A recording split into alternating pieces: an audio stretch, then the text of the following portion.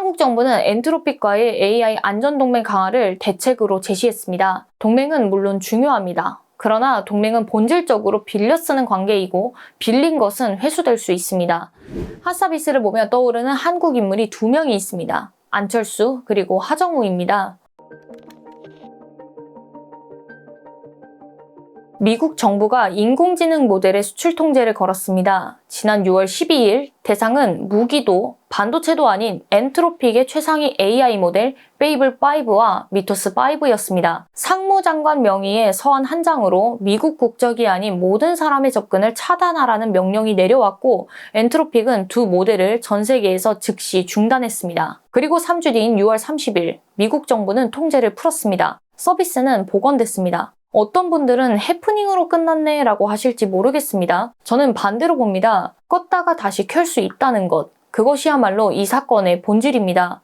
어제까지 작동하던 도구가 국적을 이유로 하루아침에 꺼질 수 있고 그 스위치를 기업이 아니라 정부가 쥐고 있다는 것이 사실로 증명된 것입니다. AI는 이제 일반 상품이 아니라 통제 가능한 전략 자산입니다. 미국 정부의 명분은 안 보였습니다. 페이블5의 안전장치를 우회하는 이른바 탈옥 기법이 확인됐고 악용 시 사이버 공격으로 이어질 수 있다는 판단이었습니다. 엔트로픽은 반박했습니다. 정부가 구체적 우려를 명시하지 않았고 문제의 탈옥은 이미 알려진 경미한 취약점 수준이며 수억 명이 쓰는 상용 모델을 회수할 사안이 아니라는 것입니다. 양측의 평가는 엇갈립니다. 그러나 누가 옳았든 작동 스위치를 쥔 쪽이 미국 정부였다는 점은 달라지지 않습니다. 소버린 AI가 필요한 이유는 단순합니다. 남의 AI는 남의 사정에 따라 언제든 꺼질 수 있다는 것이 이번에 3주간의 일로 증명됐기 때문입니다. 소버린 AI란 말 그대로 주권 AI입니다. 외국 기업의 모델을 빌려 쓰는 게 아니라 자국의 기술과 데이터와 인프라로 만들어 통제권까지 갖는 AI를 말합니다. 전세와 자가의 차이라고 보시면 됩니다. 전셋집이 아무리 좋아도 계약 조건이 바뀌면 나가야 합니다. 이번 사건에서 전 세계 이용자들이 겪은 일이 정확히 그것이었습니다. 집주인 사정으로 하루아침에 문이 잠겼고 3주 뒤 다시 열렸습니다. 문을 잠근 것도 연 것도 이용자들이 아니었습니다. 한국 정부는 엔트로픽과의 AI 안전동맹 강화를 대책으로 제시했습니다. 동맹은 물론 중요합니다. 그러나 동맹은 본질적으로 빌려 쓰는 관계이고 빌린 것은 회수될 수 있습니다. 좋은 전세 계약이 자가를 대체하지 못하는 것과 같은 이치입니다. 미국 기업의 버금가는 자국 AI가 필요하다는 주장이 힘을 얻는 이유가 여기에 있습니다. 그런데 소버린 AI가 답이라면 질문 2개가 따라옵니다. 첫째, 한국은 그것을 만들 인재를 지키고 있는가? 둘째, 그렇게 만든 AI는 누구의 것인가?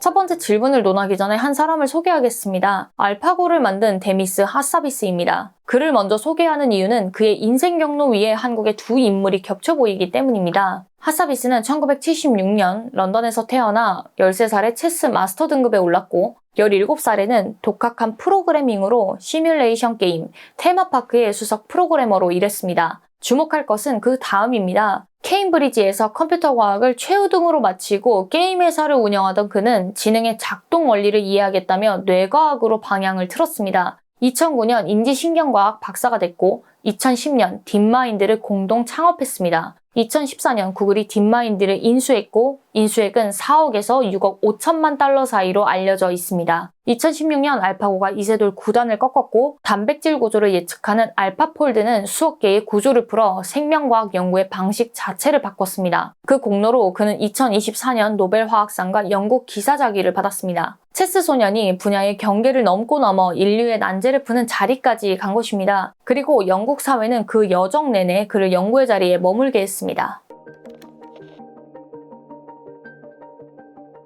핫서비스를 보면 떠오르는 한국 인물이 2명이 있습니다. 안철수 그리고 하정우입니다. 안철수의 전반부는 핫서비스와 놀랍도록 닮아 있습니다. 서울대 의대 재학 중 독학으로 프로그래밍을 익혀 1988년 국내 첫 컴퓨터 백신을 개발했고 이것이 훗날 V3가 됐습니다. 1995년 안철수 연구소를 세웠고 사제를 털어 개발한 백신을 국민에게 무료로 배포하며 도덕적 기업가의 상징이 됐습니다. 의학에서 보안으로, 경영에서 교육으로 경계를 넘나드는 경로였습니다. 갈림길은 2011년이었습니다. 기성 정치에 대한 불신이 극에 달했던 그해 그는 지지율 50%에 육박하는 서울시장 유력 후보로 급부상했고 5% 안팎이던 박원순 후보에게 조건 없이 양보하며 안풍이라는 신드롬을 일으켰습니다. 이듬해 대선에 출마했고 이후 제도권 정치인의 길을 걸었습니다. 그 정치 여정에 대한 평가는 갈립니다. 다만 오늘 제가 주목하는 것은 정치인 안철수에 대한 평가가 아니라 그 갈림길 자체입니다.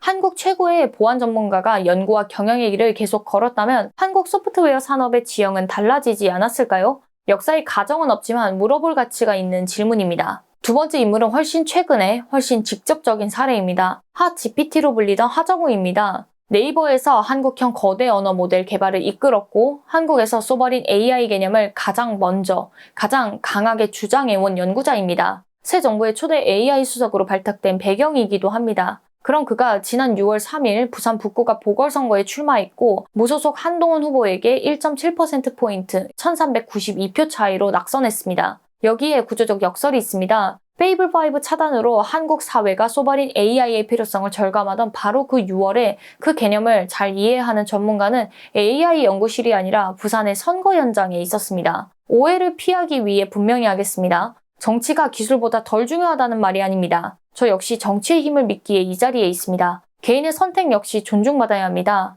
문제는 희소자원의 배분입니다. 인구 규모에서 미국, 중국과 비교되지 않는 한국의 세계 정상급 AI 연구자는 극소수입니다. 영국은 핫서비스를 연구실에 머물게 하는 방식으로 그를 국가 자산으로 만들었습니다. 한국은 그 극소수를 결정적 국면마다 정치 영역으로 부르는 구조를 반복하고 있습니다. 기술과 수출로 먹고 사는 나라라면 이들이 연구에 몰입할 수 있도록 지지하고 지원하는 것이 사회의 몫이 아니겠습니까?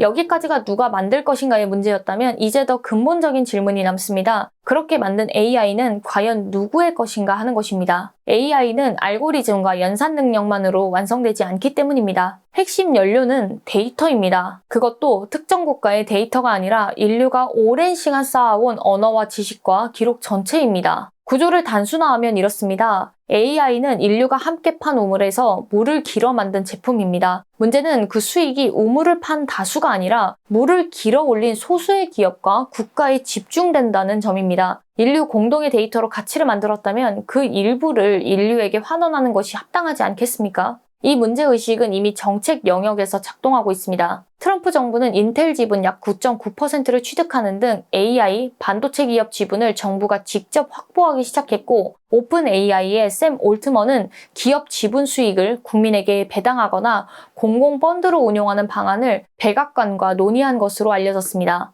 두 흐름은 AI 수익의 독점 완화라는 지점에서 만납니다.